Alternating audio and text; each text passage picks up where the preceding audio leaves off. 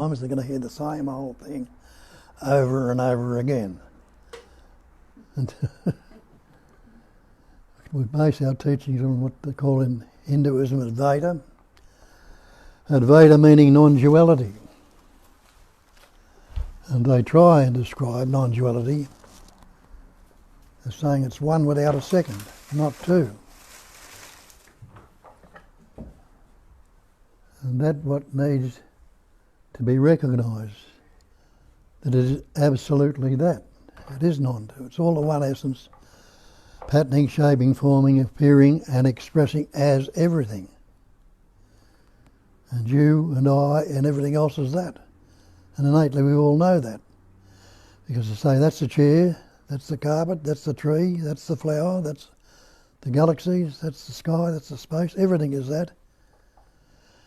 Which we put different meanings into the concepts or the words. And the word is not the real. It's not the thing. Take the word water. Can you drink the word? You can't. Can the word fire burn your mouth? It can't. Can you cook with it? No. So the word's not the thing. But it's labels, patterns, shapes and forms. And we got this label we put upon ourselves. Call ourselves persons or human beings. But where does that word person come from? It comes from the ancient language, English or Latin, I think it was, ancient Latin. Persona, the mask. So when we've got this word now, we put upon ourselves, it's a conceptual image, a mask, we're obscuring our true nature. And everybody is already that. And I tell you in the text that our only problem is ignorance. When we hear that term, we think we're dull or stupid, but it doesn't mean that at all. All it means is we ignore what our true nature is. We ignore what we really are and go into these concepts as false, separate entity we believe ourselves. So I can't teach you anything. I can't tell you anything. All I can do is point toward and ask you to look to where we're pointing to see for yourself. Because when we're pointing out it's all the non-dual, one without a second, who is there, separate and apart from you, that can teach you or tell you anything? Nobody at all. So you must be already that. But it's been obscured by this conceptual image and all the concepts that are going on around us. So I'm not speaking to anybody. I'm not speaking to any mind. I'm not speaking to that body-mind that you think you are. I'm speaking to that I am that I am. And that I am I'm speaking about is the sense of presence. The knowing that you are that's translating and expressing through your body as the thought I am. Just to this, nothing else. So that's what we need to look at. And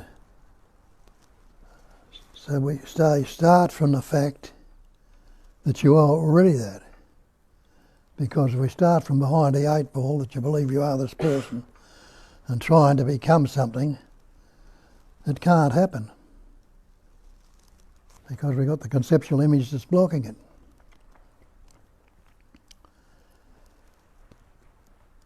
So we need to be looked at and investigate.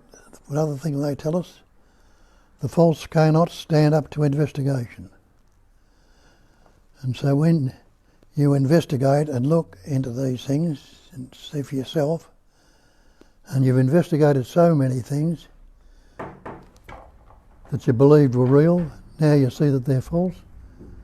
Well, you'll see if you investigate this idea that you are the separate entity, the individual person, and you'll find that you can't find anything there at all. So the person is not the reality. It's just another vibrating pattern, shape and form. And that's what innately you are. How did you come about? Hey. You'll say I was born. But is anyone that can actually remember your birth? The people will say, how you doing? Excuse me.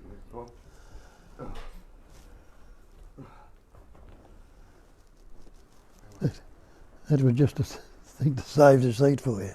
Thank you.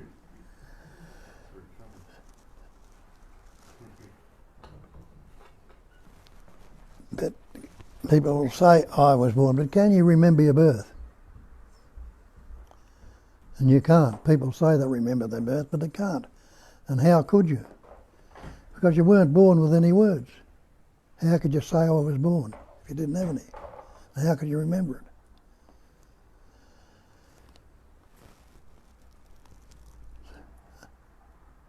And so, for the first couple of years of your life, before you learnt any words, what were you saying then? Can you remember that? You can't. The functioning was going on, the living was going on, and your parents were looking after you, but you didn't. But around about the age of 2, 2.5 or something like that, the capacity of reasoning developed. And that capacity of reasoning is very useful, but it's also self-destructive because it's dividing things. It's watch your mind and see how it divides all the time. As Shakespeare told you 400 years ago, there's nothing either good or bad, but thinking makes it so. And have a look at that and see that it's a fact. How do you think? Well, the thinking is always good, bad, pleasant, painful, happy, sad, loving, hating, positive, negative. Can it go on any other way? So, you see, it's all these thinking. And you didn't learn words till you were about 2.5 when the capacity of reasoning came in you, and your parents fussing around you, speaking to you, told you a little Johnny or little Billy or little Jean or whatever your name was, and you really learnt words like I or me and other words. Every word you've ever spoken or ever likely to speak has been picked up along the way. All learnt. And in picking up the words, you took this sense of presence to believe what you are. Hinduism, as I say, the Advaita is Sat, Chit and Nanda, Nama, Rupa. They're the 5 factors of Hinduism. Sat is existence. Chit is consciousness. Ananda is loving to be. And the Nama is the name you've got given yourself or you've been given. And the Rupa is the form, the body mind. And they tell you, Nama Rupa is Maya. It's illusion. It doesn't exist. They call it a phenomenal manifestation. All this manifestation is a phenomenal manifestation. And the definition of phenomena is that which appears to be. It's only seemingly real, appearing to be. We'll go back and have a look. When did you begin, if you think you began at birth? Go back as far as your father and your mother. That animating life essence, and you call your father.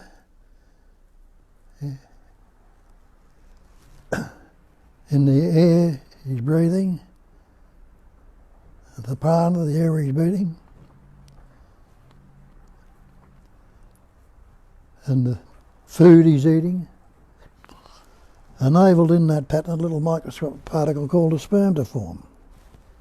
You can't see it with your naked eye. Now that sperm was suffused with intelligence. It knew what to do. The innate intelligence knowing what to do with it. And the life essence, and the same in your mother, in the prana, the breath, and the food. Hey.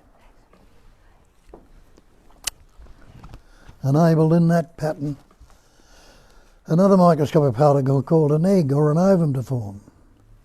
Now that ovum was suffused with intelligence. It knew what to do. It attached itself to the wall of the uterus. And the sperm knew what to do. It swam to the ovum, implying it wasn't just a blob of goo, but it was suffused with that innate intelligence, knowing what to do. And when those two came together, what happened? The genes and the energy and the food and essence that's in your mother, enable that cell to double, those cells to double, and double again, and forth the little embryo, the little fetus, which is what you are today. What were you doing about it then, if you think you're running the show? You weren't doing anything. It was all happening naturally, effortlessly and spontaneously, like it still is, which we don't realise. We think we've got to do this and got to do that. But everyone's breathing right now and your heart's beating right now. You're deliberately doing it, or is it spontaneously happening?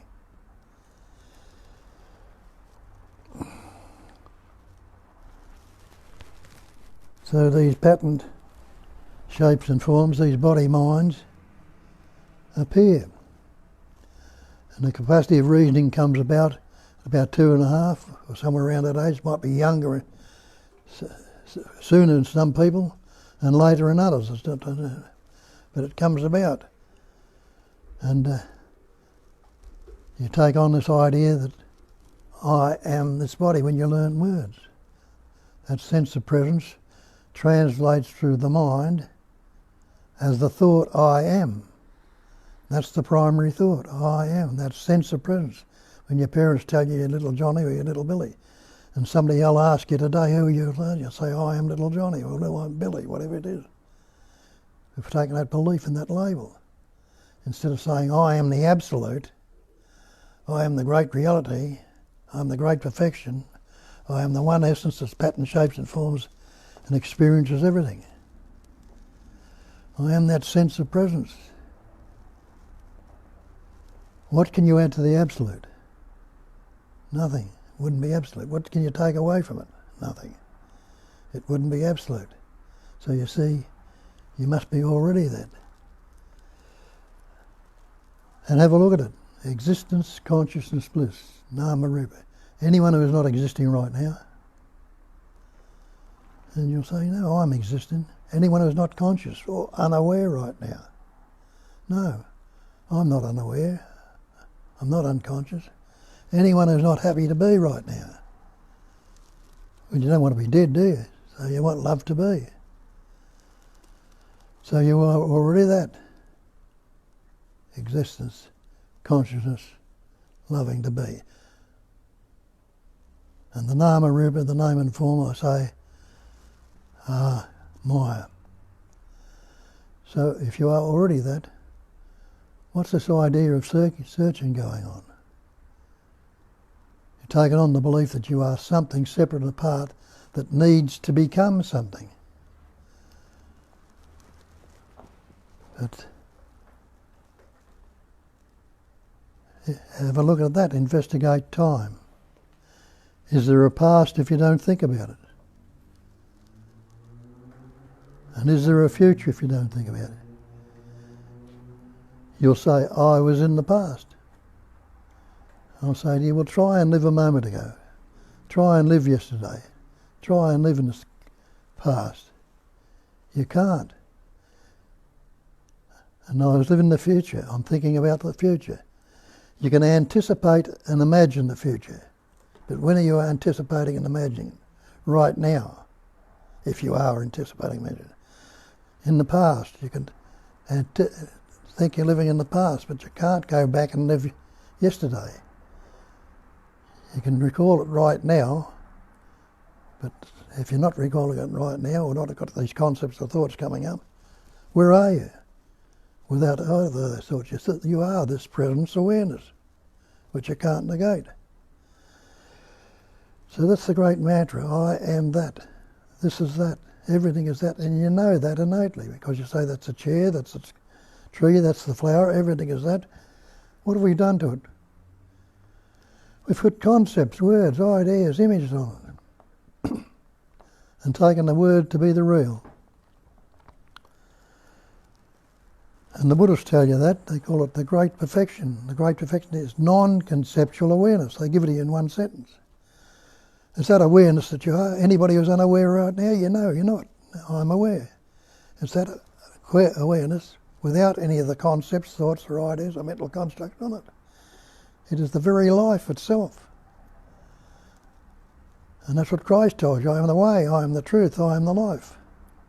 People thought he was talking about himself. He wasn't talking about himself. He was talking about that sense of presence that's expressing with these concepts as the life. It's expressing as this idea or concept. There is only life, as Nisargadatta tells you.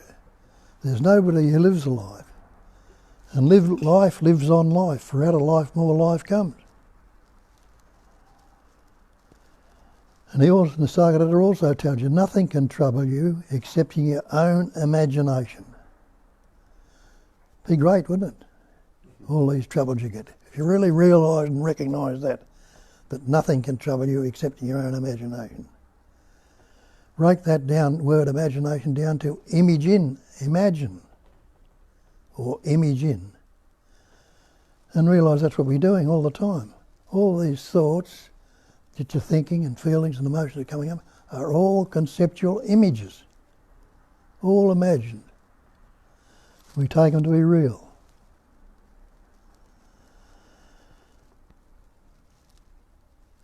But you are already the absolute. You are already the real. Not divided, because they say it's one without a second. Non-duality is one without a second, not two. Not one and the other, that'd be two. But one without a second. So if it's not, that means it's not divided and it's not separated. Yet that's what we're doing with all these concepts. We're dividing and separating. The sense of separation is there. But what is wrong with right now if you don't think about it? Well, have a look at that. You can't say it's good or bad. You can't say anything at all about it without a thought. But, as I say, you're existing right now and thoughts come upon that existence. You're conscious right now and thoughts comes up on that consciousness. So it's the thoughts which are discriminating it and making it good or bad. And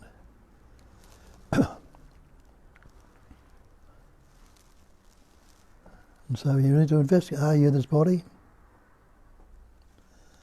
Well, you know you're not, because you say my body. Don't you say my house, my car, my coat, my hat? Are you the coat, the hat, the car, or the coat? You're not. Well, looking at it in that direction, maybe you're not the body either. And have a look, what's this body made up of? This body's made up of elements, air, earth, fire, water, space. Take the air out of your body, how long are you going to last? Take the water, the body's 60% water. Take the fire, the body temperature, you soon get hypothermia. I said water, did I? Take any of those elements out of your body, you wouldn't last too long. So that's all this body's made up of, elements. And all those elements can be broken down to subatomic particles, into pure energy. So this body, though it's appearing solid and substantial, is nothing but a vibrating pattern of energy. The same with the thing called mind. You say, my mind. Well, if you think you've got a mind, show me the mind. Show me what this mind is. And you can't, can you? You say, my mind. And when you look at it, there's no such thing as mind apart from thought. So thought is mind. And what's thought? Thought is sound. Sound's a vibration. A vibration is a movement of energy. So the thinking can be broken down into that intelligence energy. That's what I call it, intelligence energy. I don't use the term God because you can get confused with that term. Purely and simply because we all come from different traditions. And look at all these traditions. All of them have got a different concept of what God is. Hindus will say there's no God but God is.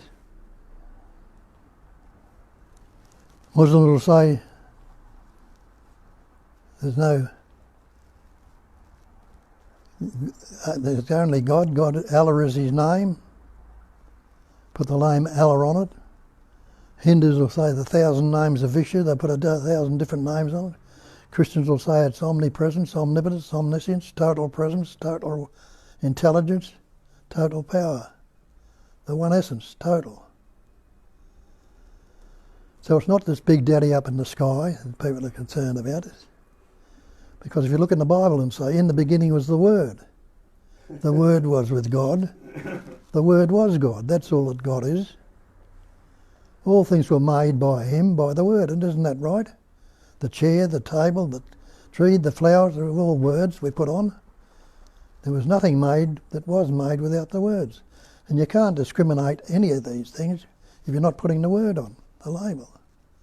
So this is what we're in bondage to. The thoughts, the concepts, the ideas, the bondage of self, which seemingly creates a personal self. And in all these scriptures, no matter which one it is, they'll say there's only one Atman. There's only one self. That's all there is, the one essence, the one intelligence energy that's patterning, shaping, forming, vibrating, patterning, and experiencing as everything. And you and I and everything else is that. And innately, don't you know that? Because you say, that's the chair I'm sitting in. That's the room the chair's in. That's the trees outside. That's the flowers. That thing. Everything is already that, which we put discriminating words or labels on, which have divided the indivisible and separated the inseparable. Doesn't mean to say you need quick doing it, but if you know the truth about it, and that's the scriptural saying, know the truth, and the truth will set you free. What are you free from? You're free from the belief that you are this person. You are this separate entity. I am that one, without a second, because that's how they describe it. Non-duality, one without a second, not two. When they say without a second, they're not talking the time second, they're talking about the other. One without the other, non-dual. Only that. And in recognising that, what will happen? Well, you'll relax into your true nature. Let it rest, as they say in some of the scriptures, let it rest in its uncontrived singularity. Don't you do that? It is a singularity. And we contrive it and put all these concepts and divide it. Let it rest in that you are. And see what comes about then. When the Nisargadatta tells you nothing can trouble you except in your own imagination. And we go around, we're imagining this and imagining that and all that. Have a look in the mirror. What do you see in the mirror? Reflections or images? Images in the mirror. Now you see your face in the mirror. Now go up and try and grab it. You can't grab the image because it's no thing. But you can't say it's not. So it is and it isn't. And that's what everything is in this manifestation. You can't say it is and you can't say it isn't. It's not separate, it can't be separated, but it appears to be. And that's what we've got to realise. Recognise the absoluteness of your true being. You call yourself a human being. You call God, if you believe in a God, the supreme being. Take away that label human. Take away that label supreme. Try and separate the beingness without a label.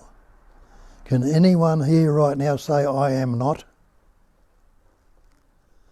You can't say I'm not because you know that you are. And you are being that knowing. And that's how they express that in other terms. Being, knowing, and loving to be. You're knowing that you be, are the beingness. And you love to be. You don't want to be dead right now. So never lose sight of the fact that you are already that, and that's what we do. We get lost in the concepts and ideas. And see how that works. Something comes up and you like it. Oh, I like this thought, I want to keep it. We want to keep the good things there that we like. We don't want them to go. Not realising that everything in this manifestation, and I mean everything, and that's all it's made up of things, is transient. It's constantly changing. That body that you believe you are is changing right now. There are not one cell, but there are thousands of cells dying right at this moment. What are you doing about it? They're being replaced naturally and effortlessly. You're not doing anything about putting on them, you know. But it's happening through the food you're eating and the breathing and the prana and the air you're taking, the functioning that's going on. It's replacing those cells. It's living you. It's being you. So take the label. If you got that being, you call yourself a human being, you call God the Supreme, you take the label human. I've told you this a minute ago, didn't I? Repeating myself. Anyway, so you know that. Can't repeat yourself. And? Impossible to repeat yourself.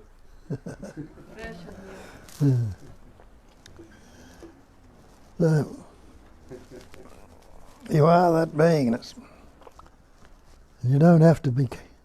Being can never become anything, because becoming implies a future time. If you're not being right now, you think you've got to become something, you're talking about a future time. And you're into that concept of time again. So just let it rest in its uncontrived singularity. And we love to be. So something comes up and you like it, not realising it's transient, it's going to change.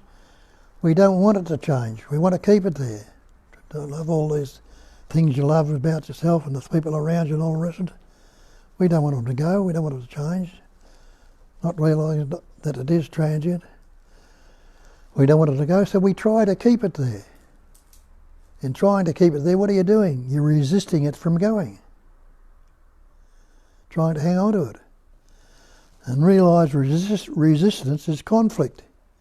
You're in conflict with it. You're at war with it, trying to keep it there.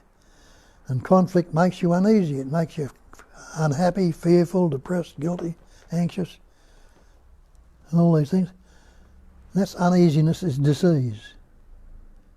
Not at ease is disease. So there's resistance, conflict and disease going on in the body. Something comes up and you don't like. Oh, I shouldn't be thinking that. I'm a terrible sinner, or I think that, or I'm a no good. I'm unhappy. I shouldn't do this. Fever. Again, resistance, conflict and a disease. So you see, while we're constantly in these thought up things, we've repeated it and reinforced it so long, it doesn't leave much time for the stillness and the silence and the emptiness, the reality to appear.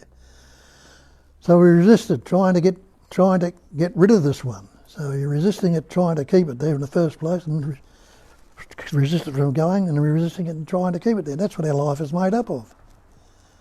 And all that resistance is conflict, uneasiness, disease, fear, anxiety, depression, guilt, unhappiness. And we're suffering all the anger. We're suffering these things all the time. And you get little tastes of your reality, but you go back into the old habits, and we're living our life more locked up into this believed in conceptual me, instead of recognising it's all the habits.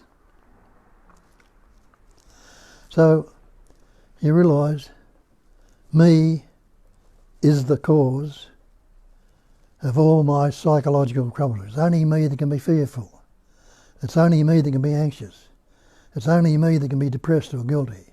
Me is the cause, and the effects are the anxiety, the stress, the guilt, the fear, the unhappiness. That's cause and effect.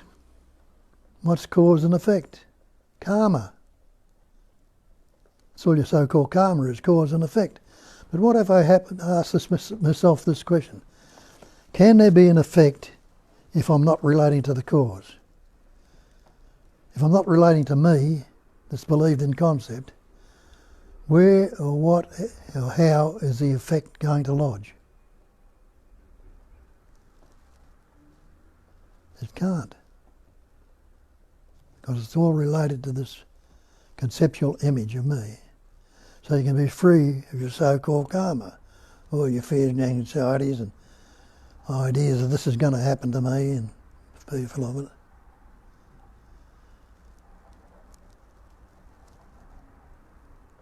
So recognise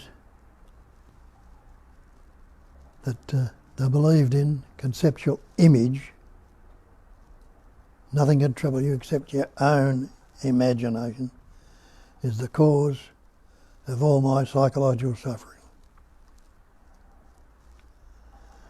What are you going to do? Wouldn't you relax into it? You can't grasp it with the concept. You're not going to get it with the mind, no matter how hard you try. And they tell you that too. They tell you you'll never get a peace of mind. Never. If you're seeking for peace of mind, trying to get it, you will never get it. Peace of mind will come about when the mind is seen for what it is. Why do they tell you that? They call it in the scriptures the peace that passes all understanding. Peace that passes all understanding because it cannot be understood or grasped with a concept, with the mind. So the peace is when the mind is not. And that's why you need to have to look at it and recognise it and settle back into it. Let it rest in its uncontrived singularity. Let it relax into it. And that thought-free, ever fresh presence awareness. Just this. Nothing else. And, as I say, you know what it's like without a thought, but the first 2 years of your life you had no thoughts. So that means, what would that tell you? That means that I was living prior to thought, prior to mind. I was living, the life was going on in that body then, and the 9 months it was forming in the womb, the life was going into it. So you're prior to thought, prior to the mind, yet we try to grasp it with a concept, and we fail. Nisargadatta, and he says you're bound to fail, because it's non-conceptual. So I don't mean to say that you'll give up the conceptual line, and concepts will arise, thoughts will arise, as you know yourself. What's your next thought going to be? You'll say, I don't know. And you don't know, because thought comes up. But the thought will come up, and you'll say, I think. What do you do? And what have you done? You've related it to a subject, a thinker. I think this thought, and the thought you're thinking becomes the object. So thinking is to be divided into subject-object, thinker and thought. But can there be a thinker without thinking? Have a look at that one and work that one out. And you realise there can't be a thought without thinking. And can there be the thought without thinking? There certainly can't. So the thinking is the actuality which is spontaneously arising, like your breathing and your heart beating. And the thinker and the thought, the subject-object, is this conceptual image we believe ourselves to be. It came with the seeing. You're seeing right now. Your eye doesn't say, look at this, Bob, look at that, that's good, that's bad. Eye doesn't say anything. And the thought comes up and says, I see. But can that thought I see actually see? Shut your eyes and look around the room and see for yourself. What can you see with a thought? Nothing. So it's the thinking, the seeing, the hearing, the tasting, the touching, the smelling, all spontaneously happening, is the livingness of you. But the thought, I see, I hear, I think, I taste, I smell, that's the conceptual image. So that's what we point to. And some of you here have got a good grasp of it. And some of you have been just kicking off in it. And you might have thoughts or concepts, others might have thoughts or concepts and ideas. If you've got any questions, ask them. No use coming and listen to it and going out with questions. You can if you like. Not going to be my concern if you stay locked in it for another 50 years.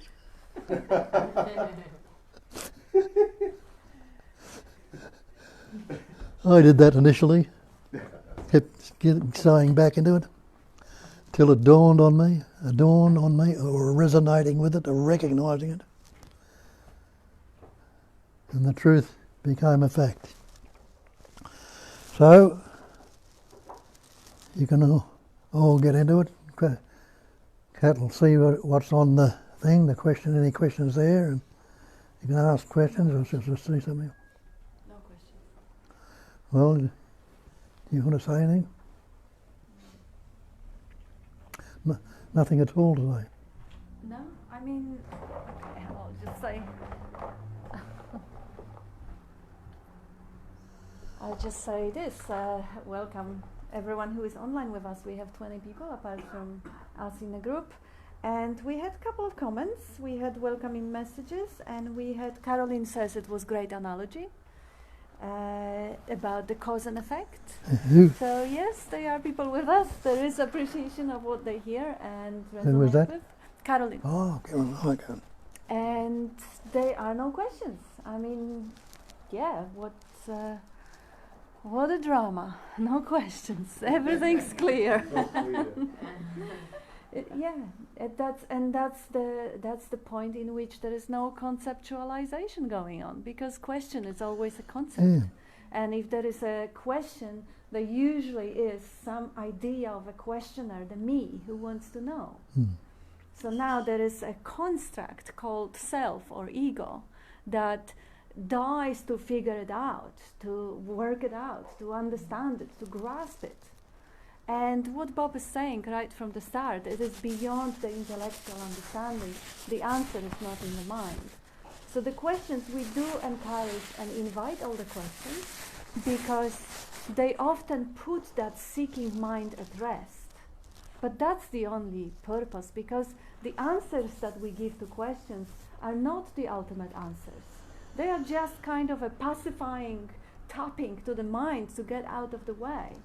Because the ultimate answer is the absence of questioner, where there are no questions and no answers, and everything is clear and undisguised, just like no questions happening here. Oh, and on that note, there is a question. Or perhaps it is a sharing and not a question. Good morning, says Tanya, and all lovely expressions of the one essence. And Tanya says, I read this yesterday and really showed no story, thought, conceptual image is true or real. What if stories didn't hold a promise? What if they are absolutely empty? If they were not believed to be of any value? What if they aren't as real or true as they claim to be? What if there was nowhere to get to, no one to get anywhere or anything? What if there was no gap, no distance, not to, no possibility, nothing moving? If stories are clearly empty mental commentaries, meaningless interpretations, a program running on its own, extrapolating from that which can't be divided and rearranging a sequence, creating time out of thin air? What if no story is true, or more true? If this is not a story, it is unknowable. There is no story. Yeah, seems like it was one of Bob's students writing it. And Marco says greeting, and Primali says, thanks Kat and Bob, answers are fake as well as questions. Yes, thank you. And thank you, Tanya. Absolutely, that's all the stories are. That's just distractions. Distractions from the obviousness of existence, from the delight of being conscious and aware. Now the drama shows up and steals the show and takes the attention away into the ideas that there is something wrong, or there is something to achieve, or there is something that should be fixed. And they're just distractions. They're nonsensical. There's no truth in that. The truth is that which never changes, and the truth is that in which all those dramas play out, come and go, just like the sounds come and go, the tastes, the flavors, all of it. I have a question. Yeah. I'll get the girl out of here. So sorry. Yeah, that's okay. That's okay. Come down. And see. We got the mic to sleep.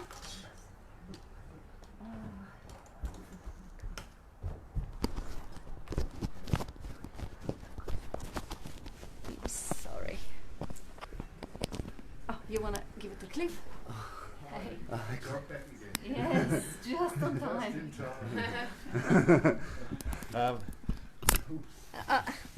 Yeah, look, a question I'm sort of asking on behalf of those who might be here for the first time, but you could say, who's asking the question? And you go, well, me, I'm asking the question, and who's me? And you go, well, me, I'm this body, you know, I'm Cliff, I'm here, this is me.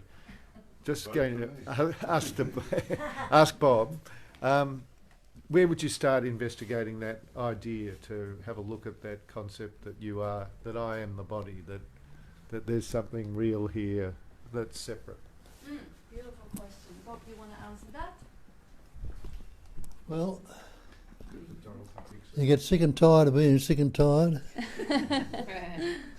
And, you know, we can't believe in, you know, these religions and that what we've looked at are not holding up. So we look a little bit further. And some of the other things will point out to question, see what's happening to it. It's pointing out the non-duality of it, the one without a second. And when you realise that the questioner is always a question. So the question and the question are both one and the same thing, both thoughts. Thoughts is a question, and the questioner is the thought up thing. So they cancel each other out when you look at the question. Where does that leave you? Present and aware, without putting any label on it. Being. So just step out of the world of labelling, in other words. Yeah, but the labelling will still go on, but knowing the truth about it, you're not going to be bound into it as much as you were. You see it, you know, and some of the you don't know what your next thought is. The thoughts come up, and some of the thoughts will be acted on and seen, you know, and it might be a spontaneous, natural response, telling you what to do. So thought is not the enemy, but it's got to be understood that it vibrates dualistically. So you've got to be careful what you latch onto. The seeing, the hearing, the tasting, the touching, the smelling, the thinking. Not I think or I say or I think. It's just put the I onto it. You're labelling it from the point of view of a separate entity, an individual. But you're naturally seeing right now, aren't you? You're naturally breathing, hearing, tasting, heart beating, hair and fingernails growing. The natural functioning is spontaneously happening right in this immediacy. So thought, you know, I'm stuck in this and I'm feeling them. I've got to find a way out with all the believed in. We kept reinforcing for all those years and believing we were that person. It's very hard to see through. But it moves you to look, that's why you're all here. It moves you away from that into looking for something else. And this is either resonating or it's not. So it takes you where it wants to take you, the same way as it took me from where I had to go. It takes a lot of others. Everybody else looks into it and it takes them, if open to it. To solidly say, I'm going to do this or I'm going to do that, and get the concept that it's me that has the power to do something, well, that's suffering. Yeah. And also, just a second, that was a beautiful question that you write, people, and welcome those who are here for the first time, who might want to have that question, and because we know you don't have questions anymore, but knowing that, and I remember Julia was saying that too, that hearing who asks the question, the answer is this body, the ego, this is who I am, that's me. And of course, the way Bob explained that, yes, you go beyond the labels. Another way to look at it is to see how the body is just a vehicle of expression, transmission. It's like your car, it drives you around. Or to see, Bob also says, this is, you say my body, or my house, or my coat. Body is kind of a coat with all that cameras and hearing device, and it kind of transmits, it translates, and it interprets the pure signal, pure kind of potentiality of the life, pure energy. Because you have dead body, you obviously see that it's not animated. The currents, the electricity, or the energy doesn't run it. That's one way of looking at it. Another one, you see the body is not really separated from the environment. You can't isolate the body from the environment. So how could you be it? Like the body is constantly breathing, exchanging the air. The thoughts are depending on the environment. So if you want to say I'm the body, you have to include the whole universe in being a body. Yes, that now is what I am. This is my universal body. The air that I'm breathing, the water, the fire, the thoughts, the whole thing is the body. This one is just a speaker, but the whole universe is the body. So that is when it kind of could be considered like, yes, who asks the question? The universe. The question arises. No one really in particular. But this is a great starting point. Like, yeah, who wants to know? Who is asking? And Peter... That is the habit, isn't it? Yes. Is to identify with the body, because you don't know what else to identify with. That is the obvious to go, this is me, I am Cliff, and all that sort of stuff. That can be seen through, as you say, Bob, and then to identify with the wholeness, to identify with being and the intelligence becomes the way to see through that, to realise that you're a lot more than just a piece of flesh and blood. You are the intelligence energy, you are the universal body, in other words. Yeah, another way to look at it is it's a great question, though, it really is. I think we find ourselves in the beginning having never asked that question, That's the most amazing thing. For me, we really get to this through that the privacy of one's own mind, really actually going in and really looking and seeing whether these things are actually true or not. And with respect to the body, the only thing I know for certain beyond an idea is awareness or presence. These are things that are immediately available to me, and they're self-evident truths. Everything else is an idea on top of that, and the body is most definitely an idea on top of this sense of presence or awareness, is it not? Yeah. So everything in the realms of conceptual thinking or ideas is subject to, or is fraught with danger, because we have no concrete substance on which to operate with. And when we say I definitely am a body, you fast come to, and you start to investigate that, you fast come to a place where you're not absolutely so certain anymore. For example, as Kat said, we really are exchanging. The body is exchanging all kinds of things all the time. It's really just a sort of somewhat localized exchange of chemical energy, really. Just communicating with the environment all around us. If you look at it from this point of view also, it's like, if I cut your arm off, Cliff, are you still Cliff? Are you still you? Yes, well, you would be, wouldn't you? You can cut my hand off and I'll still be Peter, in the sense of, knowing who I am. So if I was the body alone, or with the mind, and I cut a part of myself away, wouldn't I feel diminished in some way? Yeah. But that's not happening, is it? Yeah. The other point I wanted to make was that when we start to look at what matter is, it's really quite amazing that we just can't put our hands through matter, because matter is indeed 99.99999% empty space. When we really look at it, it's just really just a bunch of vibrating energy patterns. Isn't that enough? Is it enough to shape this foundational belief in being a body?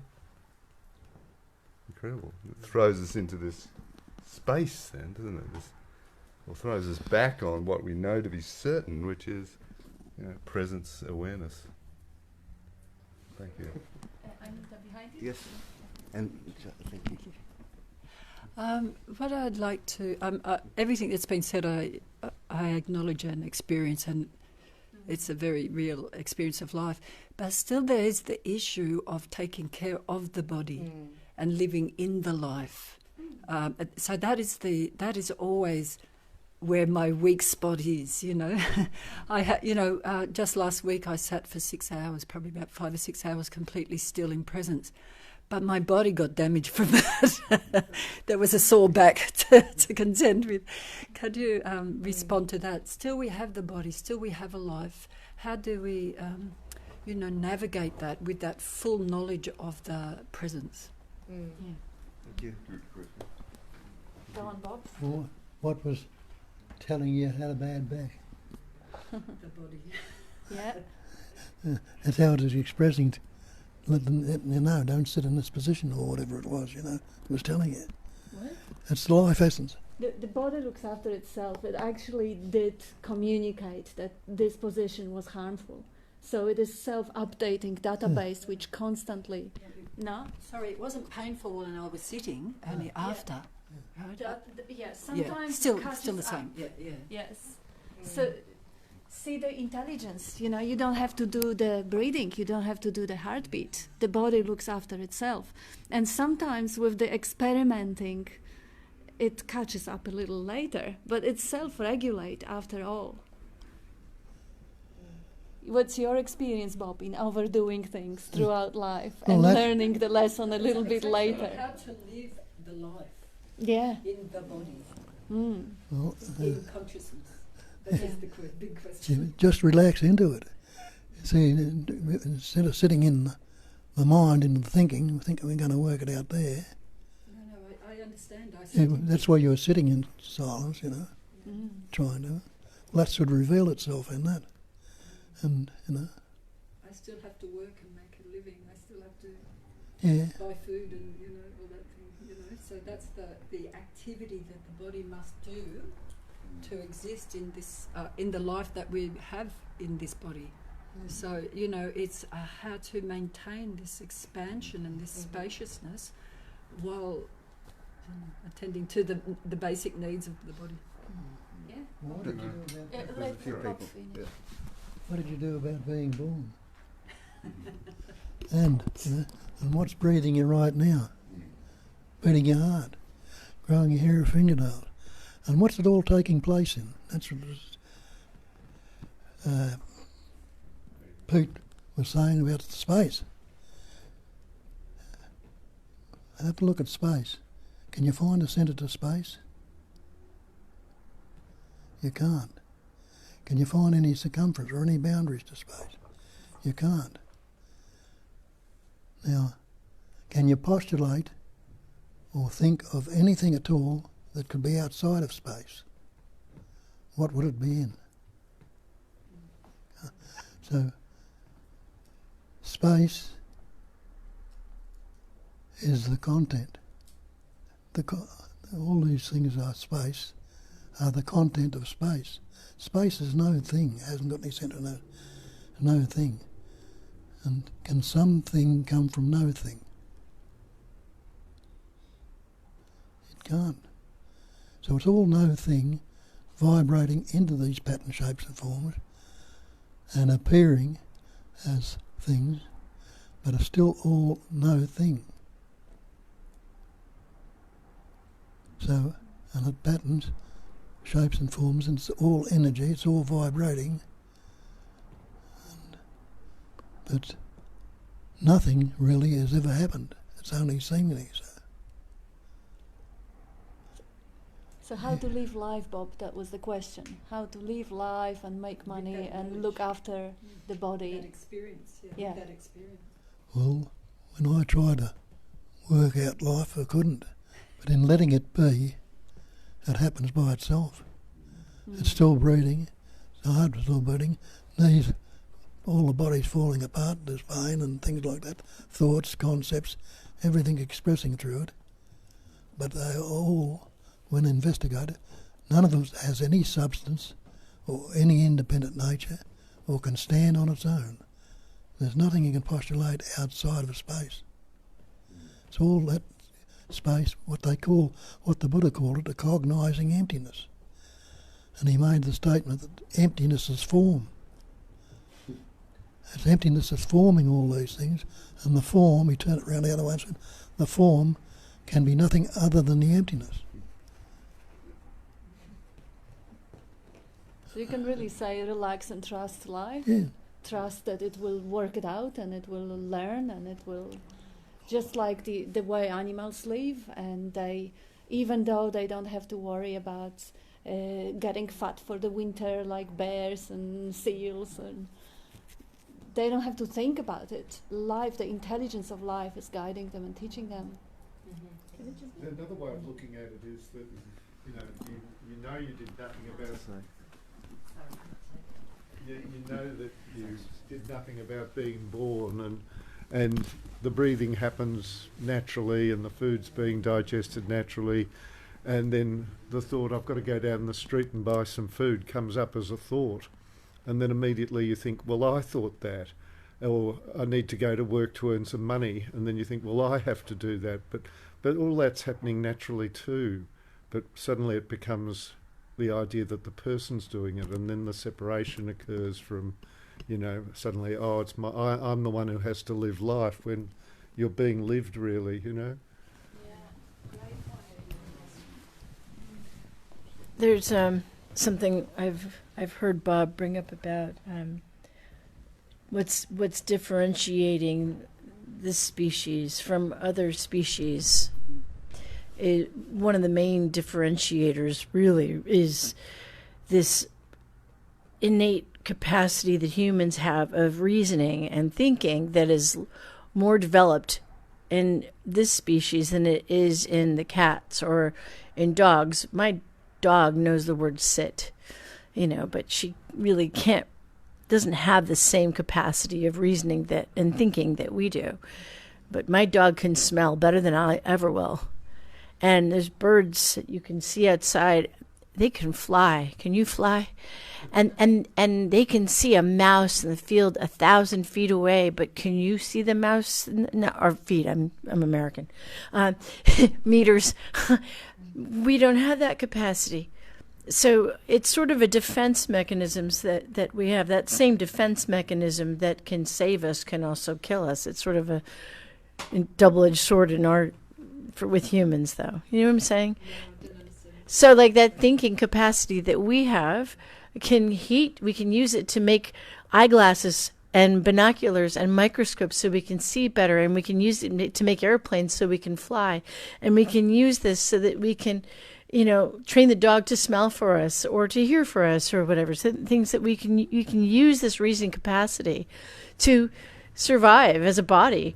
You know what I mean? It's used that way. So like you may be a lawyer and you might have to think for a living. You know what I mean? I mean, you may have to do that, but is there a me that's actually firing the synapses? That's making the thoughts occur? Or is that just happening? It's really, I don't know if I just completely confused you with that one, but the thought just occurs. It's the belief that I made the thought. It's the belief in the me that's doing anything, that's really creating. I know that, I understand that. Yeah. But still the life has to be lived. And the life, the body's alive. And the life is going to be lived until it doesn't, Thanks, Stuart.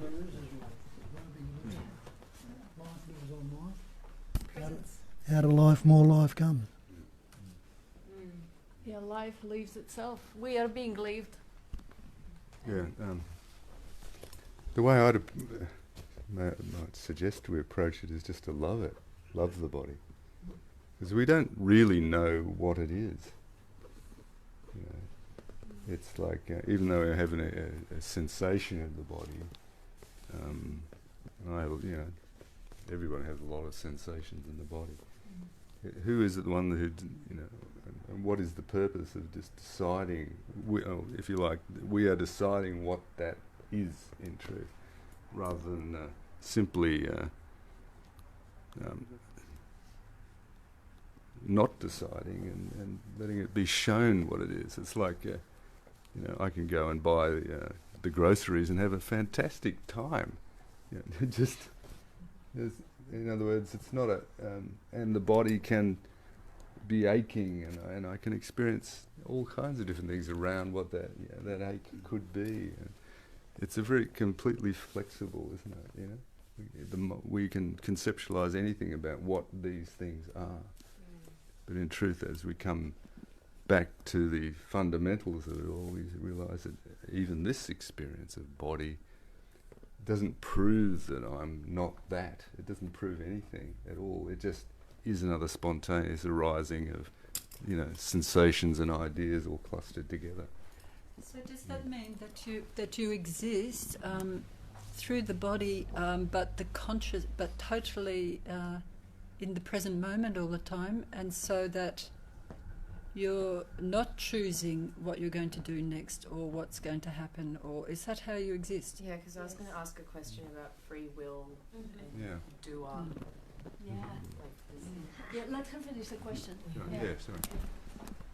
So the thing that keeps coming up for me is like, if there's doing happening, there's a belief that there's an I that's doing that, and I can't get past the concept of no free will, and that the doer, I have a belief that the doer takes me away from the being as well.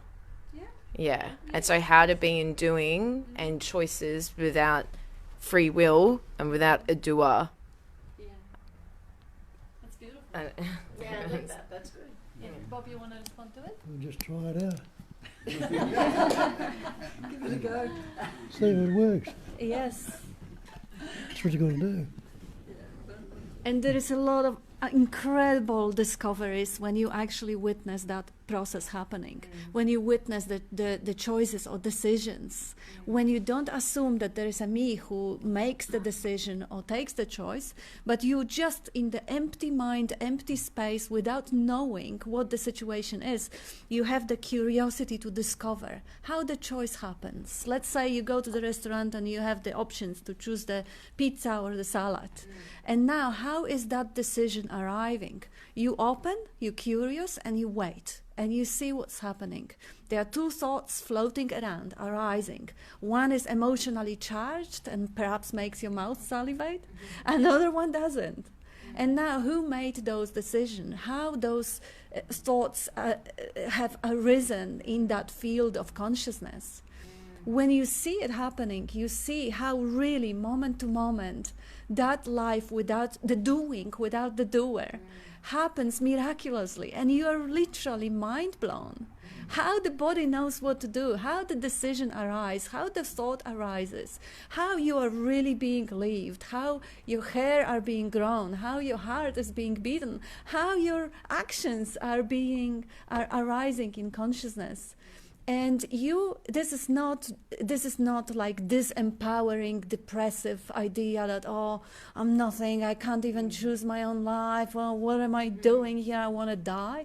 No, you discover that behind that force, that power that is completely interdependent, like your choice over pizza or pasta or salad, is determined by the whole universe contributing. Is the mood, is the PMS perhaps, is the level of hormones, is your upbringing, is your childhood, is whether someone offended you as a child in the first grade with some, it's all associations, is the weather, is the season, is the everything, the whole universe, all that omnipotence. And when you really completely drop away the idea of doership, you realize that you're not separate from that omnipotence. In fact, this is who you are. This is what you are. You are the universe. You are running the stars and the suns and the cells and all of it. And that is not disempowering, it's fully empowering, because being everything and being nothing is one and the same thing. Because there is an existence, there is a being. You can't deny that you are. And that being is not separated from anything. So you can't say, oh, I'm nothing. Who says that? There is something there to even say it. So you are not the individual doer in the individual body. But you are life behind all of the doing, the omnipotence, omnipresence. You can experience the presence of one body through the body because of the senses. You can feel your skin here, you can't feel the skin here. But that's just a sample, because the presence is not because it can be experienced. The presence is the pure potentiality. In the body, it is realized. Outside the body, it is still there. It's just not being actualized or realized. So initially it sounds like a bad news, I don't have free will. But ultimately this is the liberation from any confine of doing anything wrong ever in your life, of having sense of guilt. Because, you know, even if you think of terrible people who harm others, this is also the whole universe who created them this way. They, deep in the heart, they did not know any better, and they couldn't have done anything else. If they had different mothers, different country, all the Hitlers and all the other guys, they wouldn't have done what they have done. So they are not the doers. And that's a good news of, again, if I'm not the doer, nobody is a doer. So if someone spit at me or bully me, they're not the doers. I can't hold it against them. I can just see the field of energy dancing in the war, love, joy, sadness. And if that's impersonal, well, of course, the body will still have preference for pleasure over pain. That's no-brainer. The body will prefer to be fed than to be hungry, and to be warm than to be cold. But that's just how it is constructed. And that's how it makes the whole world perpetuate. And this is how it learns and how it survives in the world, how we don't really have to worry about it, because it is already programmed to look after itself. And it doesn't get it right. Of course, in a short term, they are wrong decisions and right decisions, because this computer is constantly updating its database by the experiences it went through. But when it is impersonal, it is really mind-blowing. It is really fun to watch, even if they are day and night, pleasure and pain, and winter and summer, and up and down, and all that. But those are really great questions about the doership, because initially giving the credit where credit is due is a good practice. We don't advocate practices because there's no one to practice. But it is a way of recognizing, okay, this has happened, this body has barked at someone or kicked someone or broke a glass, but this is, give the doership where the credit is due. The life has orchestrated the whole thing, so that arose or that happened. Isn't that beautiful? Keeps it innocent. Krishnamurti put it quite simply, he called it a choiceless awareness. You're not unaware right now, are you? You're not unaware. No, So, I'm aware. Yes. so let what comes up, the choices naturally come up. Choices are made, deeds are done, but there's no doer thereof. It's all spontaneously happen. Spontaneous. Spontaneously happening, yeah. Beautiful. Mm. Thank you so much. Julia? You wanted to say something? Yeah, I just wanted to say that just noticing what's occurring, and the doer and doership, it's this big label, but underneath that is just like the arising and subsiding of things like fear or control or not knowing or whatever it happens to be, and just having some affectionate awareness about what's arising. Beautiful. just gently noticing, not having to do anything, just it can be, can evoke really tremendous compassion. That's the key to it. What you said, affectionate awareness. Affectionate awareness. Be a bit warm towards yourself. Love yourself a little bit. Yes. And you can't help it when there is no preoccupation with the self, when there is no self-obsession, so-called. You can't help it but be really, wow, it could have been nothing. And it really is nothing. It just appears to be that incredibly colorful sensory world of appearances. As Peter was saying, empty space, vibrating into all that stuff that mind or brain interprets into that miracle.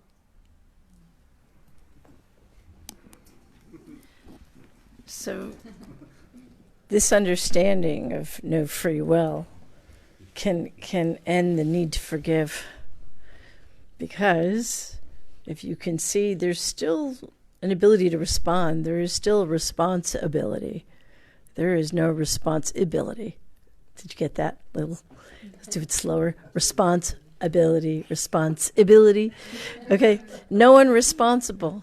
With no one responsible, there's no one to blame. And with no one to blame, there's no one to judge. With no one to judge, no one's needed to be forgiven. Everything is allowed to be as it is. It's like... It doesn't mean that judgment doesn't arise. No, judgment happens. And then when you catch yourself, like sometimes it happen, you can catch yourself in the judging. It's so easy to go back to, oh, right, this is what happens here. Okay, I'm just saying, okay? When it's caught, sometimes it's not caught, but when it's caught, it feels... I feel it here. It's more, I end up feeling, and I don't enjoy that. I more enjoy this feeling of affectionate awareness. That is much more enjoyable. So I noticed that, and then I'm like, oh, there must be. Who gives a crap here? Who's trying to fix this? How could they be? Oh yeah, and then I'm back in this. As it is, as I am, as they are, it's all, nothing could be anything other than what is. That you couldn't be anything other than what you are. And when I look at like the people, I guess, or the people or situations who I would have said in the past anyway, they did this or whatever. If I was them, I would have done the same thing. I would have had to, because how could I do anything different? If they were me, they would have done what I done. Does it make sense? Because whatever thoughts are showing up right now couldn't have been any other way, but most of my life I was programmed to believe, no, I could have been. There was a belief I could have, which is bullshit. No, you couldn't have. I love to throw out this little example of why didn't I start Facebook in 2001? Man, make it the way it is today. I'd be a billionaire. If I could have, I would have maybe, huh? But I couldn't have. How could I have? That thought was even thinking that way. I think, everyone and everything is doing the best they can with the resources they have in any given moment. I don't know if this is non-dual, but I just... the most overlooked resource is the presence or the absence of a thought. I don't know if that made any sense, but I found that. Yeah, I have a few comments. Did you want to say something, Maurice? Not everyone. There is only one. Yeah, only one. Yeah. I have a few comments to include from people who are with us. And Mirella says, when I close my eyes, I am nothing and nowhere, only floating sensations. But when I open my eyes, I snap back into the body. Help. Well, what does Nisargadatta say about that? When I know I'm nothing, this is wisdom. When I know I'm everything, this is love. And between the two, my life flows. That's what's happening. Flows between being nothing, being everything. Wisdom, love. And snapping into the body, or the feeling of being a body is just another floating sensation. Like you say, you close your eyes, they are floating sensations of touch, smell, taste, whatever. When you open your eyes, there's just one more floating sensation. Sensation of being legs sticking out or arms sticking out. Face you can't see.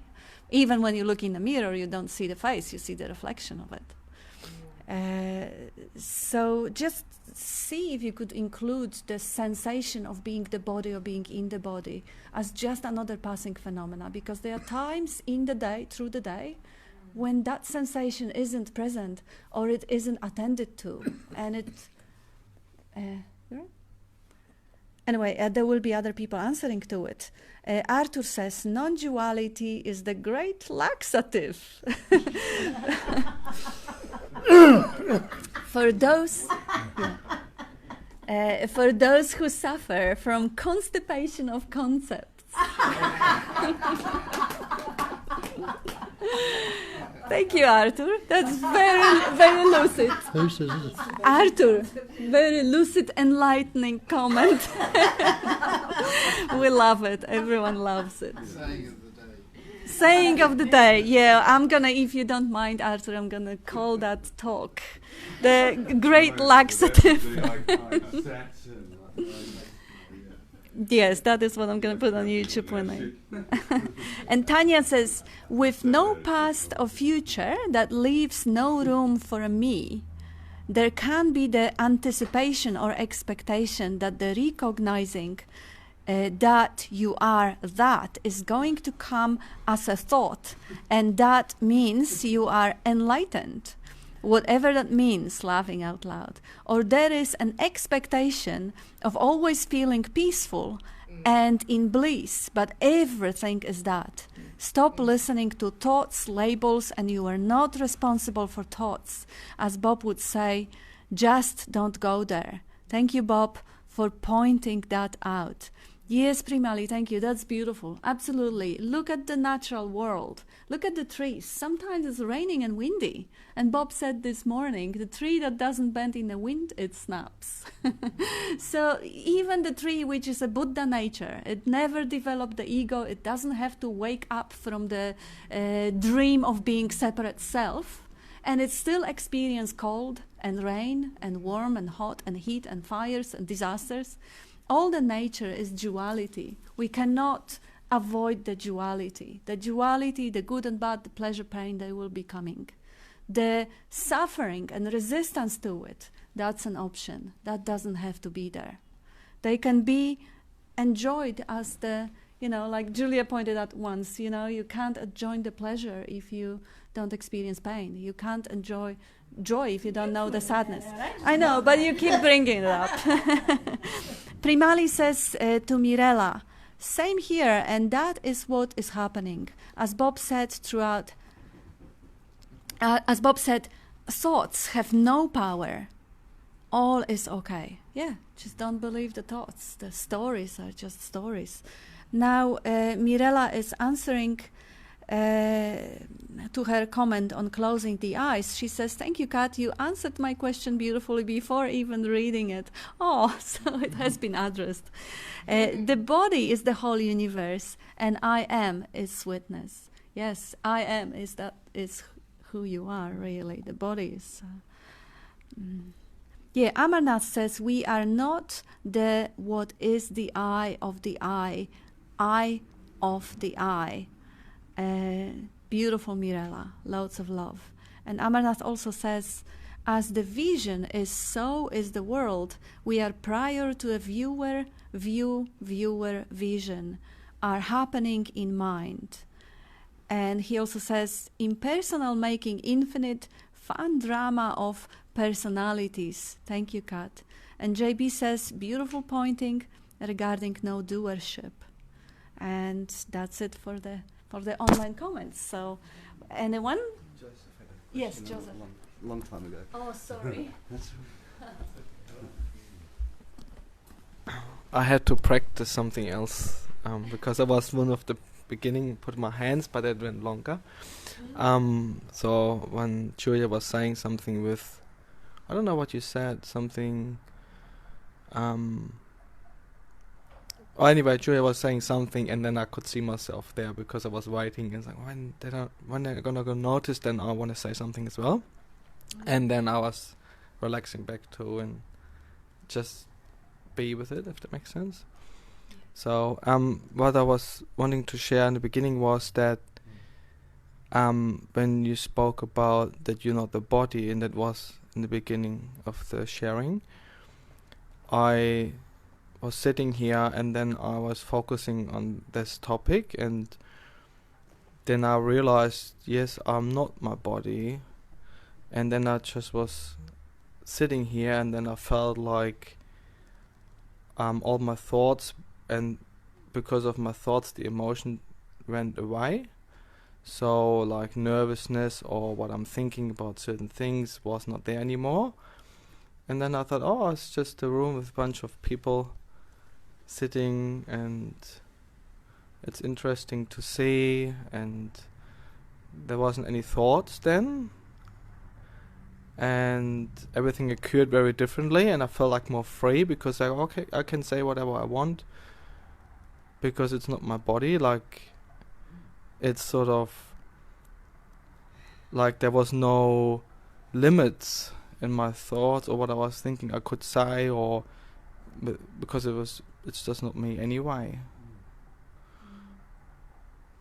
It's just my body.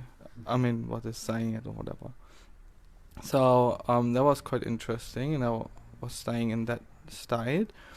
And then what makes me, and that's different topic, there was more when you shared that there's different thoughts in the conceptual world, like, okay, there's a concept like I have, and my other thought is a concept as well. How do I ask that question? Yeah, it's back on, I'm still back on that same topic I was the last 2 weeks, and I was trying to work out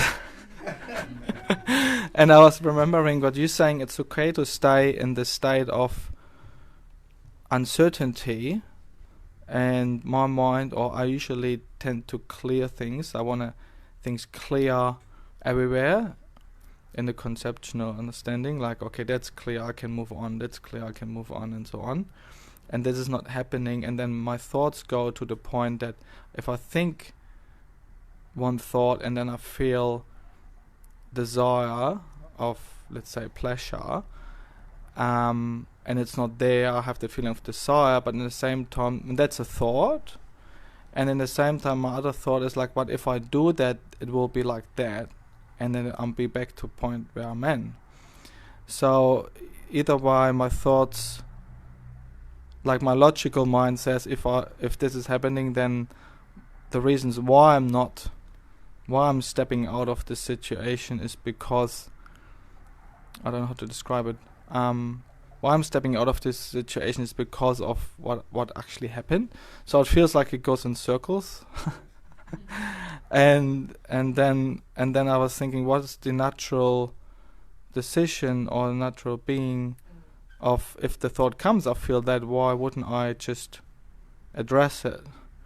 But then it's this thought, so I'm not too sure what the natural decision would be like when you said it will arise, when you make the decision between the thoughts. So that's my question. I mean, that's where I'm sort of, I am.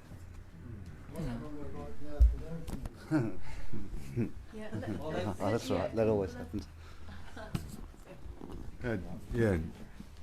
Just a one question again, Joe. I think Bob wants to say Oh, something. sorry. Okay, fair enough. Go ahead. I surrender. No, you can wait. He kind of forget quicker than you. Ask yourself that, what is wrong with right now if I don't think about it? Nothing. Have you stopped breathing? Heart stopped beating? Hair and fingernails stopped growing? Life's going on. All that's happened is thought has stopped. And you can't say it's good, bad, pleasant, no. So you won't work it out in the mind. Mm-hmm. And the going in circles Where are you noticing it from? You know, going in circle. Who knows that? How is that being known? You can see the whole process going and running. And I see the process running because if I just observe it, watch it going in the circle, let it be, and you can't solve it with thoughts. You know, you can think about it and how you're going to change it or how you're going to intervene in it or make a decision. Just let that go. Just realise that's part of the circle too. Peter? Yeah.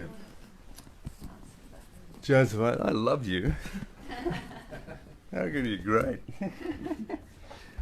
Yeah, no, I love your mind. The way you're really good at lining everything up that's going on in the mind. It's really lovely. Yeah. However, the question I asked you last week was,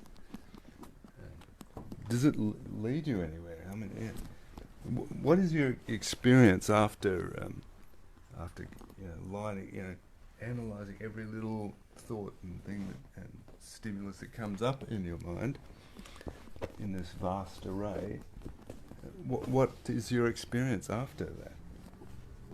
In other words, do you ever arrive at somewhere where you're completely at peace, or do you just get more of the same, which is questioning what's going on? I don't know what's going on, so I'll analyse and I'll line up all these things and I'll come back around. And I mean, I'm genuinely asking you, do you ever arrive at something concrete? There is moments where I go through and I say, well... So there is moments where I'm going to thoughts and go around, and then I thought, okay, that's what... I don't know how to explain. There is moments where I think, okay, that's the right thing what I'm doing, because if I wouldn't do that, then I wouldn't know what's going to happen. So if I not step out of the situation, then this situation won't be solved, as well as I will know if that person would be definitely interested in me, or it's just fulfilling their desire, what they've been saying. So by me seeing the pattern of the individuals in that situation, and us stating these patterns, and I'm pretty sure that was understandable because I put it in writing, so it could be read it. There wasn't any more question coming from that person, so therefore, if I would leave it how it is, and what you're saying, it's okay to be uncertain, I think that's probably what my thing comes up again, because it's okay to be uncertain because I can focus on myself or what I want to do. And then it comes up again, or I want to be certain again, and then it comes back. So everything happens. Also, that fulfillment where I say, okay, it's okay like this, and I feel like good about it. So, but then next day the thought comes up, and then it's just right. What you're really doing is you're really having a good look at what the nature of mind is. That's fabulous. And we're using up every last skerrick of potential that you might actually find an answer by lining up all these things. But and I think that's good, because in the end of the day, you will come around to the recognition that's an absolutely fruitless path. You must, because everyone does eventually. And that'll be a wonderful thing, because you have exhausted all the possibilities. You realise it's always uncertainty, complete and total uncertainty. Never has been anything other than uncertainty. Delight in the uncertainty of the magic of uncertainty. Beautiful. And I would like to share something that may be helpful or maybe not. Because you really, as Peter pointed out, you're really good, you're really precise, and you're really kind of meticulous about pointing down and really seeing the functioning of the mind. And I remember I went to quite a few meditation retreats, and some of those retreats, and I meticulously followed the instructions of how to, focus on the different parts of the body and sweep that awareness up and down and do all the things that were required to do.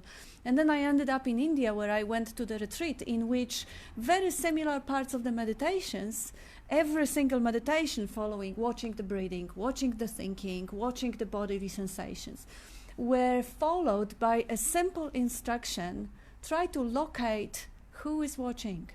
Try to see who is aware of that mind activity, or that breathing, or that bodily sensations. See who is witnessing that, and see if you can locate it. Because if you can, then see who is aware of that location. And then basically just, instead of following on the content of consciousness, follow at the source of consciousness. Like, who is witnessing that activity of the mind? How is that activity of the mind known? Because if you ask who, if you find anyone, then ask yourself who found that one. Obviously, until you really dissolve into the open field of consciousness in which the content is showing up, coming up and going. And now, this is, we had a conversation yesterday with one of the guys who are with us online, and she reminded me, because that's what usually happens in the pointing. Pointing is creating a space in which the recognition arises spontaneously. Bob cannot give you the understanding, because it is not a thing that can be given. But what the lady was actually bringing up when she was talking about her arising desires for pleasure or comparison, that some people may be more happy or less happy because they do this, so the cause and effect and blah, blah, blah. And she says, this is all the story in the mind. But there is heart, and the heart knows. Deeply in the heart, there is something known beyond the observation of the content of the consciousness. Because the mind observes the content, the things, it focuses on the things. But there is a heart. The knowing of the heart is completely contentless. Heart doesn't bother with objects, with feelings, with pleasures, with thoughts, none of it. The knowing of the heart is the knowing that I am, that I'm present, conscious, the loving to be. It is completely thoughtless. It is and it is undeniable. So when you ask who knows the content, who watches the thoughts, who watches the circles, the coming in circles, and you step back and you see the knowing of it is completely beyond the content. It's like Bob is showing up, the quoting Buddha, that form is emptiness, and there wouldn't be any forms possible if not for the emptiness. Because the emptiness is prerequisite of the form. It is the other side of the coin. So there wouldn't be any thought if there was no consciousness. There wouldn't be any formation if it didn't appear on something. So they're really not separable. They're completely interdependent. But instead of focusing on the thing, you go back to that presence awareness that is contentless. See who is looking, who knows about the circles, about the looping, who feels, who is aware, and put your heart into that, because that's the reality. That is the truth that never changes. That is the miracle of being. And if you stay in the heart, there won't be a story of the mind, because the mind will say, yeah, but come on, that's boring. So what? I mean, mind has all this colorful dramas going on, that's really exciting stuff. Like, you can imagine anything you want. You may imagine terror or bliss or whatever. But for the heart, there is no sensations. There is, like Bob is calling presense. Presence is presense, is prior to senses, is pre-sensory. There is no taste, no smell, nothing really. It's a very, very subtle sense of joy or love or bliss, but so subtle that you can't even say it is the love of being as the opposite of the absence of a love of being, because it isn't sensory, it isn't graspable. But what the lady we were talking about yesterday was saying, heart knows. Go to that knowing.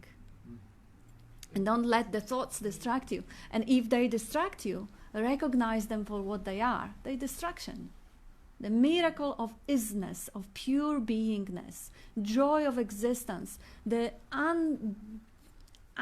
ineffable, beyond description miracle of presence of awareness is there, is going on all the time. It's just to be recognized. And it is shining forth the moment the distractions are not given all of the attention. Even if they're given some attention, but not all of the attention. It just shines forth.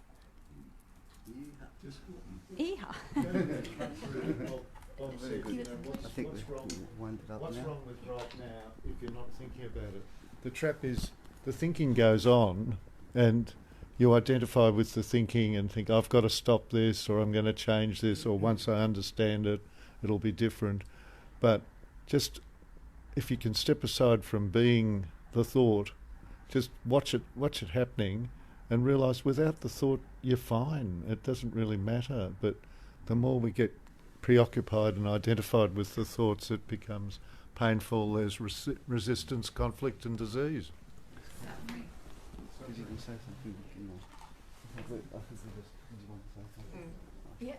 I have two questions.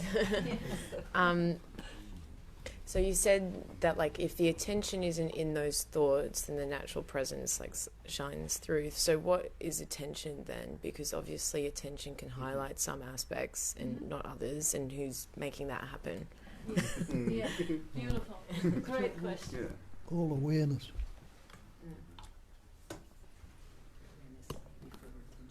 Awareness precedes attention. Yeah. Yes. Yeah, attention is a movement. It's a movement of consciousness.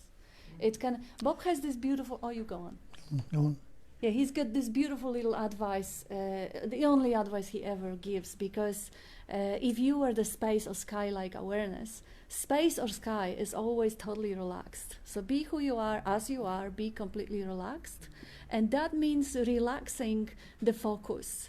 So having the five senses wide open and unfixated awareness. Meaning that not, because the way we live, most of the attention goes into imagination, into thinking and engaging with what is not present right now. Like I think about what I'm going to do next, that's not happening. Or some people who are not here, or some situations that are not here because they were or they would be, something that is not happening. And this is the human condition, living in the imagination, in a daydream. But when the attention is relaxed and the hearing's happening, seeing, tasting, touching, smelling, and the attention is kind of scattered around all the senses, there is no enough free attention to construct the imagined self that translate the world as relative to me. And that imaginary self-obsessing capacity of the mind, that narrative subsides. So because you're not feeding it. You're not feeding it with attention. Yeah. I have another question. Yes. So I'm currently doing postgraduate studies at uni, and there's a lot of intellect, and I'm wondering, how do you navigate that level of thinking and concepts with focused attention for long periods of time without, like, I don't know. Intellect. Intellect. Yeah, you utilize your mind. You absolutely do. I mean, this is the point. Instead of letting mind use you and take you for the horrible trips of suffering, you let life utilize it. When the intellectual capacity is necessary, it is being utilized. See how you are not the doer of it. And I have just a couple of things. Okay, you Peter, say, and I'll read a couple of those comments, and we are over time. Having been involved in that sort of thing myself, I realise that as this sort of appreciation of life as it really is, so to speak, became more seated in me. It just became particularly obvious that all kinds of different creative things spring up all over the joint. In my mind, in nature, lots of things sort of really broadly opened up. So I would say, you might find yourself rewriting the whole thing in terms of, there's brilliant ideas that start flowing in. It's happening. Beautiful. And I have just a couple of comments from people who are with us online. I don't want to leave it for the next week, and then we can all go for lunch. So Tanya says to Peter, beautiful Peter, thought going circles doesn't lead anywhere. You never arrive at the peace that passes all understanding with thoughts. Absolutely. And also, thank you also to Bob. The answer really is not in the mind. I was going to ask a question today. Notice the desire to ask a question, but then silence, just being. I realize the questions are endless, but sitting here wanting for nothing, desiring nothing, still all is well. Thank you for the clarity around the doership and the body. Love you all. Thank you, Tanya. And John says, beautifully said, to point the identity of the thinker so that I may discover the truth of myself. The truth is whole and duality together. The false I does not abide in this truth. And Greg says, the ego always wins. How does one stop that? And John says, what does the ego win? Yeah, good question. And losing the winner, says Armanath. And Greg says, always confusing. And Primali says, can't express in words. And then we have all the thank you messages. Heyman will join us for lunch. And wonderful meeting. And that's it. So thank you, everyone. Thank you. He goes when I go. Oh, that's a beautiful answer. He goes when I go. Let's go.